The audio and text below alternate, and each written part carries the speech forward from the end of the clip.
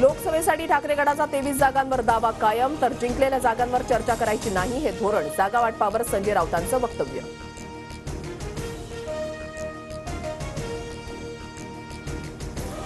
जागा वाटपावर बोलणाऱ्या महाराष्ट्रातील नेत्यांकडे अधिकार आहेत का? काँग्रेसचा हायकमांड दिल्लीत, आम्ही दिल्लीमध्ये चर्चा करू. संजय राऊतांचा काँग्रेस नेत्यांना खोचक टोला.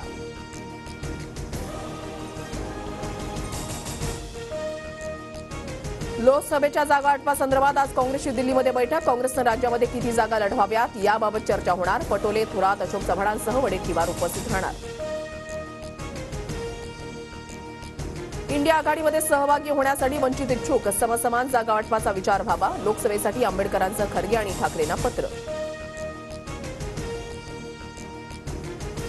25-30 गाड्यांच्या ताफ्यासह जरांगेंचं शिष्टमंडळ मुंबईमध्ये दाखल. सभेसाठी शिवाजी पार्क, आझाद मैदान, बीकेसी मैदानाची पाहणी करणार. मुंबई पोलिसांना भेटणार.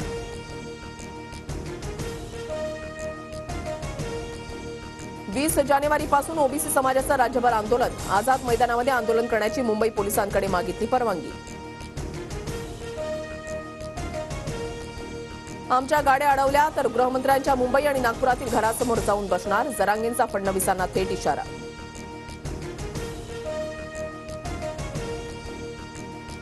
मराठा आरक्षण देण्यासाठी सरकार कटिबद्ध. जरांगेंनी सामंजस्याची भूमिका घ्यावी. मंत्री शंभूराज देसाई यांचं आवाहन.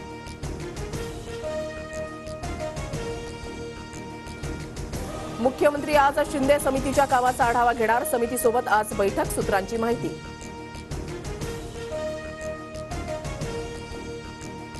काल गौतम अदानी आणि शरद पवारांची भेट. बैठकीमध्ये सुप्रिया सुळेंची ही हजेरी. भेटीचं कारण स्पष्ट. एकीकडे ठाकरेंचा मोर्चा तर दुसरीकडे पवार अदानींच्या भेटीगाठी.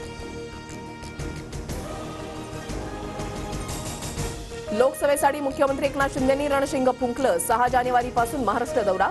यवतमाळ, वाशिम आणि रामटेकमध्ये पहिली सभा. देशातल्या सर्व संस्थांवर भाजपचा कब्जा. ईडी, सीबीआयचा धाक दाखवून दबाव टाकण्याचा प्रयत्न. नागपूरमधल्या सभेतून राहुल गांधींचा हल्लाबोल.